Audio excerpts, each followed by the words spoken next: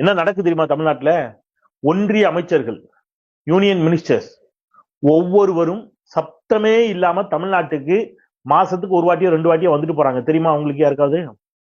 பெரும்பாலும் ஒன்றிய அமைச்சர்களில் சிலர் அடிக்கடி தமிழ்நாட்டுக்கு வர்றாங்க. நீங்க உடனே நிர்மலா சீதாராமன் நினைப்பீங்க. இல்ல, மத்திய பிரதேசத்தை சேர்ந்தவர்கள், ராஜஸ்தானை சேர்ந்தவர்கள், குஜராத்தை சேர்ந்தவர்கள் என்று ஒன்றிய அமைச்சரவையில் பொறுப்பில் இருக்கக்கூடியவர்கள், ஒன்றிய ஆட்சியில் மிக முக்கிய பொறுப்பில் இருக்கக்கூடியவர்கள் எல்லாம் இங்க என்ன செய்யறாங்க? தமிழ்நாட்டுக்கு வராங்க. கோயம்புத்தூர், திருப்பூர், ஈரோடு இந்த பகுதிகளில் அடிக்கடி அவர்கள் மீட்டிங், சந்திப்பு, உள்ளரங்க சந்திப்பை நடத்துகிறார்கள்.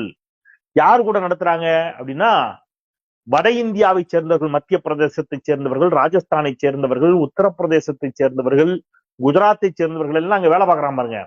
ஆமாம செக்டார். இப்ப ஒரு உதாரணத்துக்கு மத்திய பிரதேசம்னா, மத்திய பிரதேசத்தை சேர்ந்தவர்கள் மத்தியில் அங்கிருந்து வரக்கூடிய பாஜக தலைவர், அவர் அவங்களோட அடிக்கடி சந்திச்சு பேசுறோம். எல்லாரும் பேருந்து கூட அரசல் புரசலா உங்க காதுக்கு வந்திருக்கும், யார் யார் வாராங்க போறாங்கன்னு.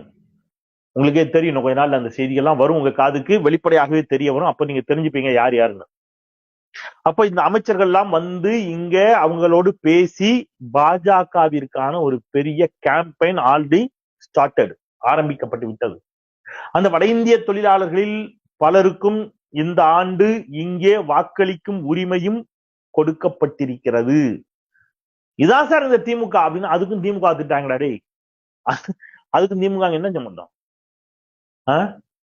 இந்த வட இந்தியாவை சேர்ந்தவர்கள் அரசு வேலைகளில் இந்த மாதிரியான இடங்கள்ல அதிக வாய்ப்பை கொடுத்தது கடந்த நம்ம எடப்பாடி பழனிசாமி, ஓபிஎஸ் இருக்கக்கூடிய காலகட்டத்துல. அவர்களே நினைத்திருந்தால் கூட அதை ஒரு அளவுக்கு மேல தடுத்துக்க முடியாது.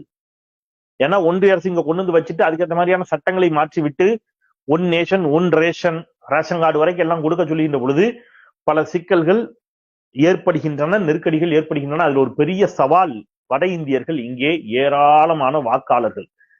சிலர் சொல்றாங்க 1 கோடி வாக்காளர்கள் இங்கே வட இந்தியர்கள் இருந்தாலும் ஆச்சரியம் இல்லை என்று சொல்கிறார்கள்.